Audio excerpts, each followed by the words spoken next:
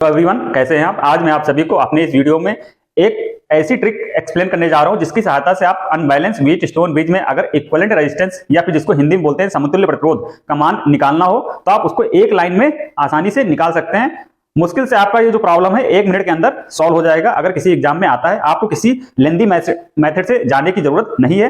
वैसे अगर आप मेरे वीडियोज पुराने देखते हुए आ रहे होंगे तो मैंने वहां पे अनबैलेंस व्हीट स्टोन ब्रिज होता क्या है, अनबैलेंस व्हीट स्टोन ब्रिज में किस टाइप की प्रॉब्लम्स हमारे एग्जाम में पूछी जाती हैं, इसके ऊपर मैंने डिटेल्ड वीडियो भी बना रखा है, उसकी थ्योरी एक्सप्लेन कर रखी है। इसके अलावा मैंने कुछ कई सारे एग्जाम्पल्स भी इस टॉपिक से रिलेटेड हमने आपको एक्सप्लेन कर रखा है। उम्मीद करता हूं कि वो सारे टॉपिक्स या वो सारे छोटे छोटे कॉन्सेप्ट्स आपको बहुत अच्छे तरीके से समझ में आ गए होंगे।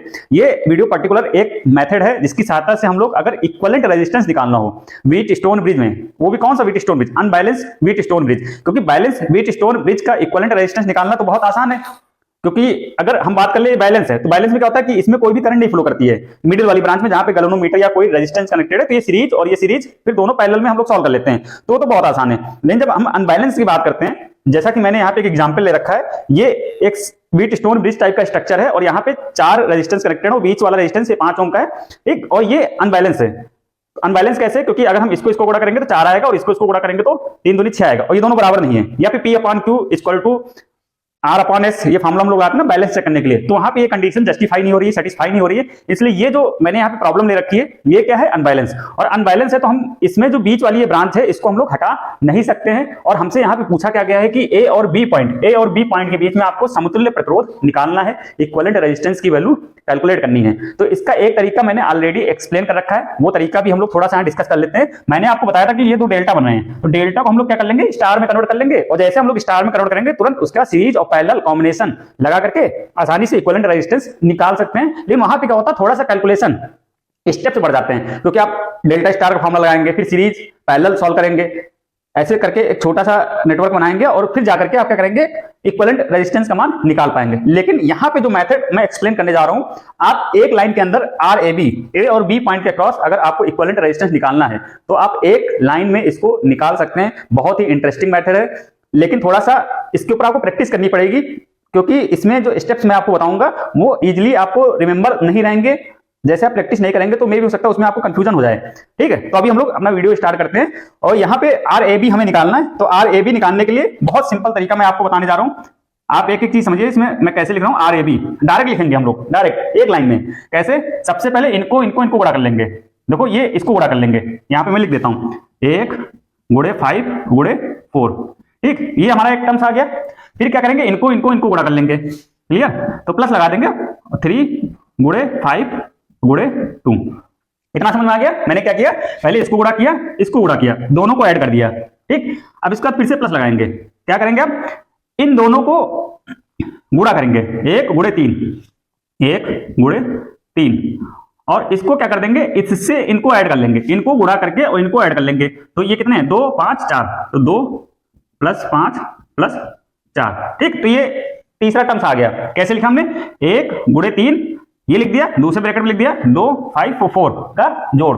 अब अगले इसमें चौथा टर्म्स क्या लिखेंगे, इनको गुणा कर लेंगे और इनको ऐड कर लेंगे, ठीक। तो उधर के कौन से रेजिस्टेंस थे, 2 × 4, ठीक, और इधर वाले अब ऐड कर लेंगे, तो 1 3 और 5, 1 + 3 + 5, और इन दोनों को गुणा करते जाएंगे, ठीक। आपको ऐसे लिखते जाना। ये तो हो गया न्यूमरेटर, और डिनोमिनेटर में हम लोग क्या लिखेंगे, इसको भी हम लोग समझ लेते हैं। न्यूमरेटर में 4 टर्म्स आएंगे। मैं एक बार जो यहाँ पे ऊपर वाले टर्म्स आ रहे हैं इनको मैं एक बार फिर से बता देता हूँ कैसे लिखेंगे। पहला जो टर्म्स आएगा इनको गुणा कर लेंगे, ये पहला टर्म्स हो गया, ये पहला वाला हो गया, ठीक। दूसरे में क्या करेंगे, इनको गुणा कर लेंगे, ये दूसरा वाला हो गया। तीसरे में क्या करेंगे, इनको गुणा करेंगे और इनको ऐड करेंगे और इन दोनों को गुणा कर देंगे, तो हमारा ये तीसरा टर्म्स हो गया। और चौथे टर्म्स में क्या करेंगे, इनको गुणा करेंगे 4 × 2 और बाकी को जो ऐड कर लेंगे फिर इनको क्या कर देंगे, गुणा कर देंगे, तो हमारा ये कौन सा हो गया, चौथा टर्म्स हो गया, ठीक। तो आपको 4 टर्म्स ऊपर लिखने हैं। आई थिंक आपको समझ में आ गया होगा, प्रैक्टिस करनी होगी, नहीं तो आप इसको लगाने में गलती कर देंगे। अब जो नीचे लिखेंगे उसको भी हम लोग समझ लेते हैं कैसे। जो नीचे क्या करेंगे, पहले इनको ऐड कर लेंगे, ये जो है ना 3, इधर कैसे, ये 3 ऐड कर लेंगे, तो कैसे ऐड करेंगे, देखो 1 + 5 + 3, ठीक। फिर इसको ऐड कर लेंगे, तो 2 5 4, 2 + 5 + 4, और इन दोनों को गुणा कर देंगे, ठीक, समझ में आ गया।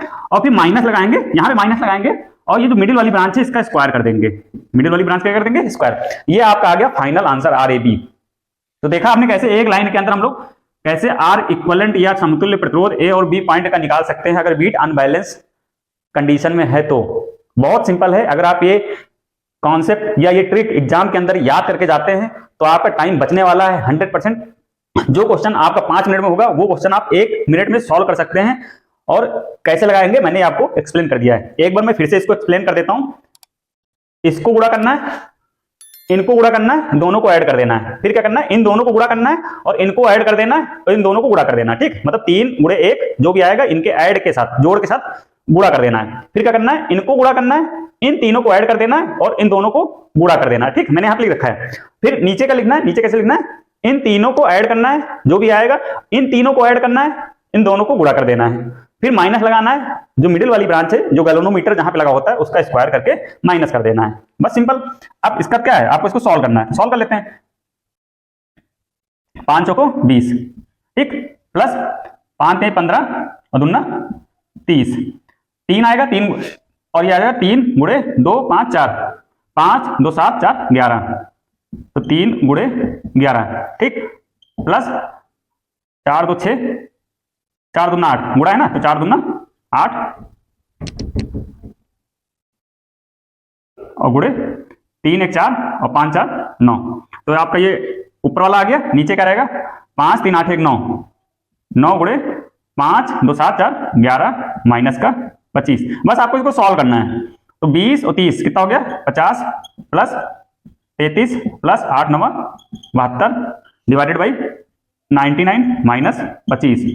ये कितना हो जाएगा, 3 2 5, 7 3 10, 10 5 15, यहाँ पे आ गया 155 और नीचे क्या हो जाएगा, 9 से 5 जाएगा 4 बचेगा और यहाँ पे 9 से 2 जाएगा तो 7 बचेगा। तो आपका ये फाइनल आंसर आ गया, क्योंकि अभी कट नहीं रहा है। तो आप यहाँ पे भी लिख सकते हैं डायरेक्ट, इतना ओम आपका आर इक्विवेलेंट आ जाएगा, या फिर आप इसको पॉइंट में भी निकाल सकते हैं। तो पॉइंट में जब इसको करेंगे तो इसको सिंपल क्या करना, 74 से डिवाइड कर देना है। तो हम लोग डिवाइड कर लेते हैं यहाँ पे, तो ये मेरे हिसाब से 2 बार जाएगा, तो 4 दूना 8, 7 दूना 14 और यहाँ पे बचेगा 7, फिर लगाएंगे पॉइंट, फिर लगाएंगे 0, फिर 0, फिर 0 और ये 9 बार जाएगा। ठीक है, 9 63, हाँ 9 बार चला जाएगा। तो यहाँ पे हमारा जो पॉइंट में आ जाएगा, पॉइंट भी आप आराम से निकाल सकते हैं, 2.09 ओम, ये हमारा क्या हो जाएगा, फाइनल आंसर। तो देखा हमने इस ट्रिक की सहायता से कैसे हम एक लाइन के अंदर इस टाइप की प्रॉब्लम को सॉल्व कर सकते हैं। उम्मीद करता हूं कि आपको मेरे द्वारा बताया गया कॉन्सेप्ट समझ में आया होगा। बस आपको क्या करना है, इसको रिमेंबर रखना है, एग्जाम से पहले जब आप जाएं तो इसको याद करके जाएं, क्योंकि वहां पे आप फिर ये स्टेप्स भूल सकते हैं। अगर आपको ये चीज नहीं याद रहती तो मैंने एक इसका दूसरा अल्टरनेटिव जो स्टार डेल्टा कन्वर्जन वाला बताया है, आप उसको अप्लाई करके भी इस क्वेश्चन को सॉल्व कर सकते हैं। दोनों से आंसर सेम आएंगे। तो उम्मीद करता हूं कि आपको मेरे द्वारा बताया गया ये छोटा सा कॉन्सेप्ट बहुत अच्छे तरीके से समझ में आया होगा। आज की इस वीडियो में बस इतना ही। Thank you so much.